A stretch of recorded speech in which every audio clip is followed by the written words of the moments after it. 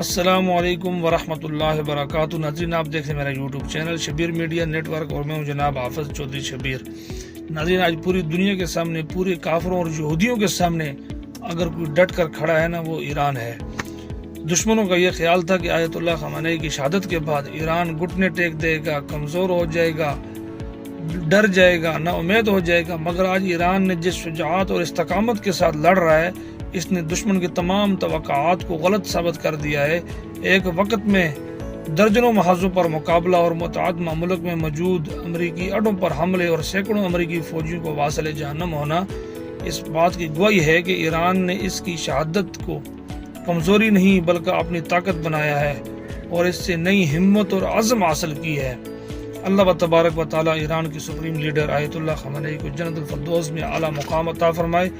آخر میں ان کے لیے ایک شعر ہے جو اکثر بابا جی پڑھا کرتے تھے کہ یہ غازی تیرے پرسرار بندے جنہیں تو نے بخشا ہے ذوق خدائی، دونیم ان کی ٹھوکر سے صحرا و دریا، سمٹ کر پہاڑ ان کی ہیبت سے رائی، دو عالم سے کرتی ہے بیگانہ دل کو، عجب چیز ہے لذت آشنائی۔